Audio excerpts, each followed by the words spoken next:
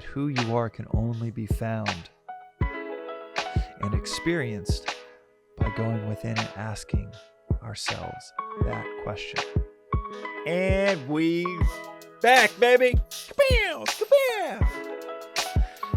Got a little double dab with some Texas 6-shooters in the mix as well. A little sweet treat for those tuning into the episode on YouTube.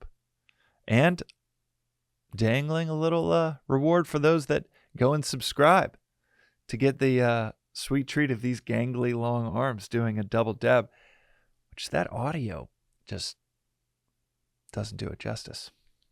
You got to go check it out. On today's reflection, I don't think I've mentioned this before, but I don't think I've done a full episode on this core tenet within this philosophy of self-inquiry.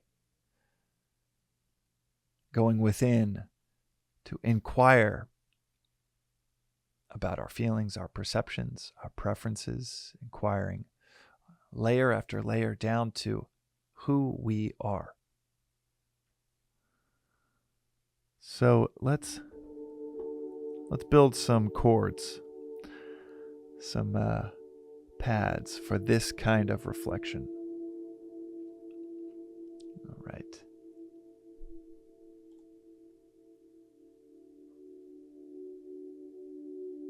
Oh yeah, that sounded nice.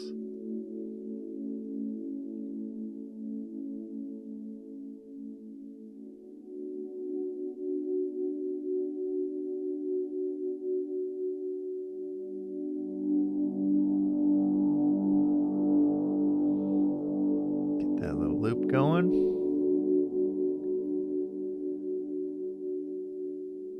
This concept of self-inquiry might be most pronounced recently in the teachings of the sage Ramana Maharshi.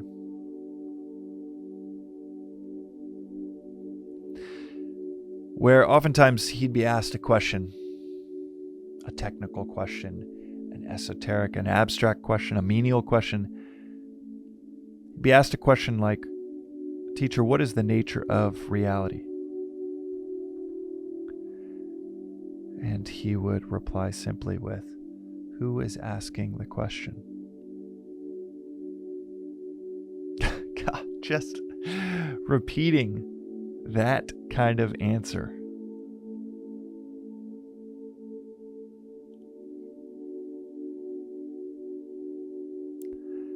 is so laughably thought-provoking. Who is it that is asking the question?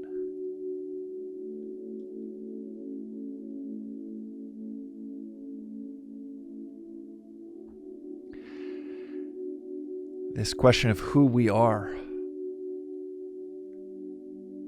The culture we live in is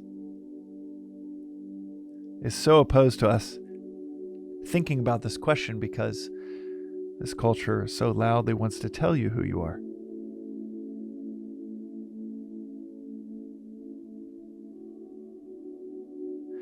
And who we are gets so reduced, profoundly reduced down to, and yeah, just hit a wrong note, but maybe there are no wrong notes. Or that's just something someone says after they play a wrong note.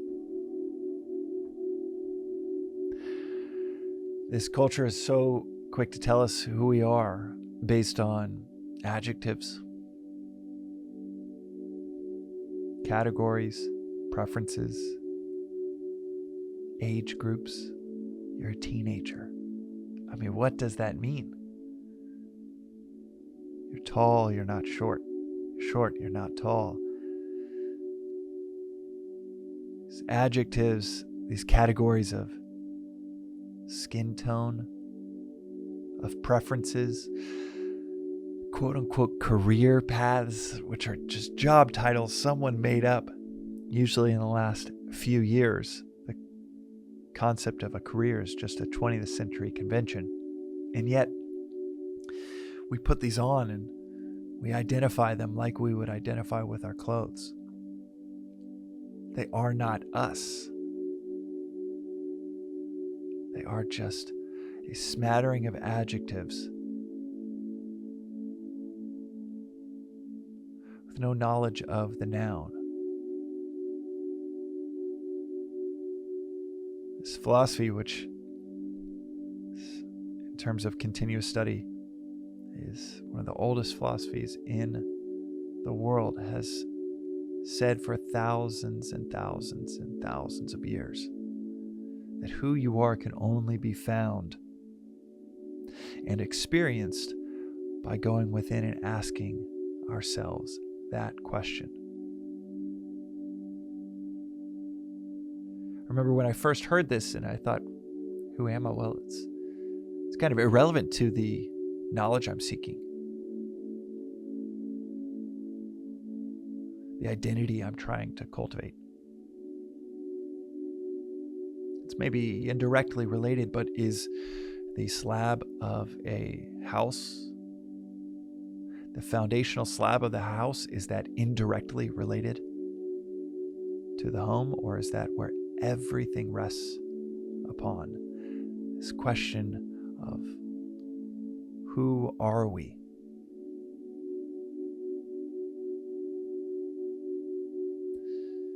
It can be so scary that even a few moments with that vacuum, the question so quickly avoided that we take it as, well, it's self-evident, obvious, I'm me. But who is this me apart from these adjectives, apart from these categories, apart from preferences?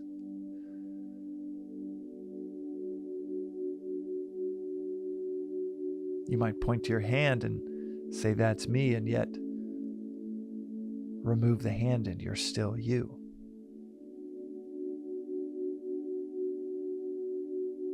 Clip a fingernail, and when does it go from being you to not you as it drops 4 feet to the ground?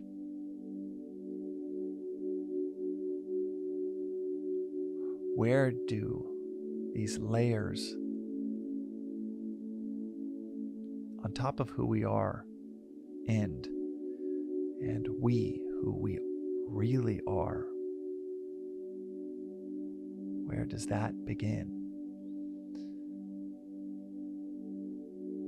This logic within this philosophy is so powerfully profound that it is almost as simple. It's almost as simple as the answer to that question of, well, really anything we could ask, answering it with, who is it that is asking the question? It's not a side quest to figure this out. It's not antithetical to a pursuit of external knowledge or wisdom. It is the pursuit. This eye hunting. This discovery, removing the covering. All of these coverings that we identify with, to find out who we really are.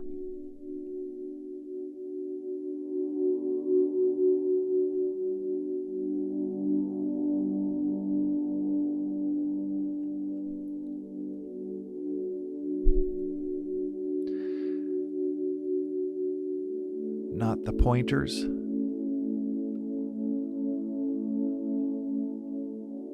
but what all of these identifiers we have amassed around us are pointing at.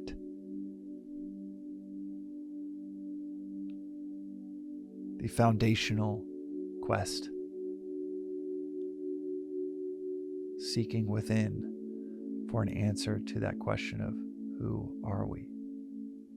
If we are not our hand, if we're not our arm, our leg, our foot, if we are not even our thoughts, The logic within this philosophy goes on to say whatever is being perceived by the object, observed by the object, cannot be the object.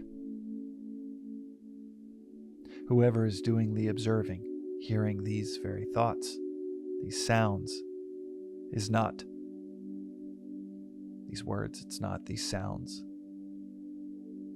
The thoughts that you have, that you observe, you watch yourself having those thoughts. By definition, you can't be those thoughts.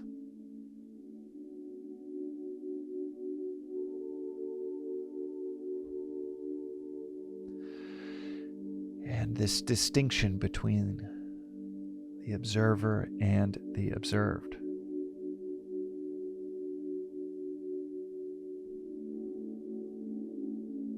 This distinction between our perceptions, our feelings, our thoughts, and this pursuit of the I beneath it all. It is the beginning of clarity. It is the end of clarity, according to this philosophy.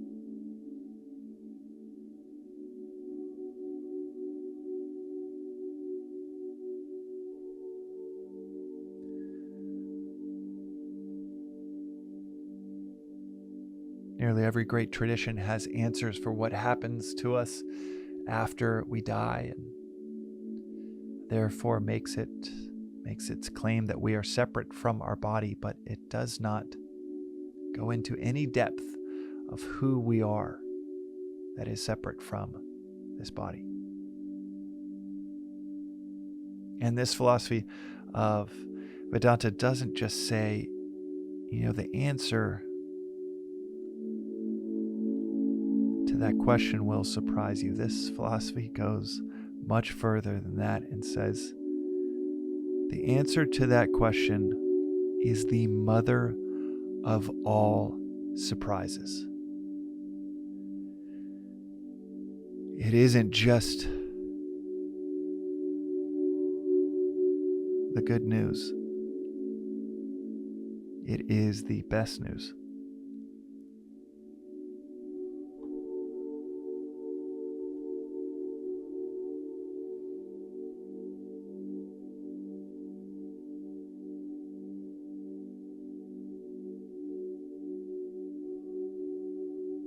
Like the dreamer in the midst of a dream being asked, who are they, and identifying with this subject in the dream, pointing to themselves, talking about themselves, and being perfectly convinced they are that, and yet 5 minutes later waking up and realizing they, the entire time, were anything but that. That who they thought they were in the midst of that dream was a projection, was within who they really were.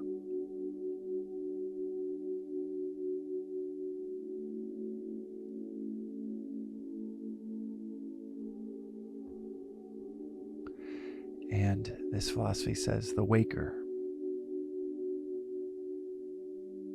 the one listening to this, might be just as sure as the dreamer, but is just as wrong.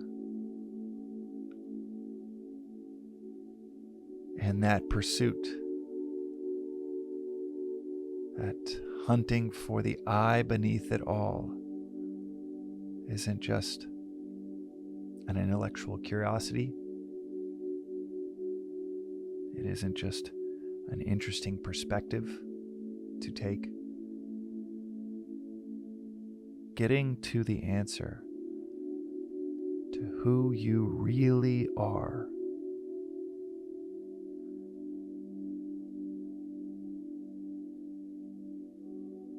getting to that answer is what this entire experience is about. And though there might be philosophical bars that hit you and pull you into this or that direction, anything that has ever resonated with you comes down to the question and the answer of who you are, who you really are.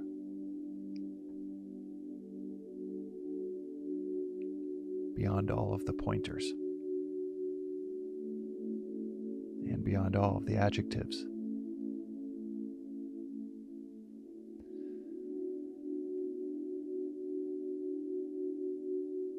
So in the near infinite path of question after question that one might have about the world, about philosophy, about spirituality, about the divine, maybe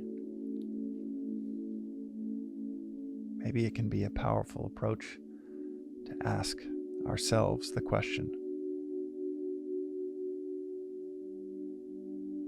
who is it that is asking?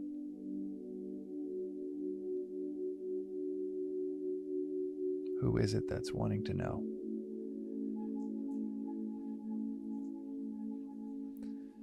And outside of our certainties, who are we deep down? That is today's reflection, and maybe a couple lifetimes reflection on the Daily Vedantic. We'll see you next time.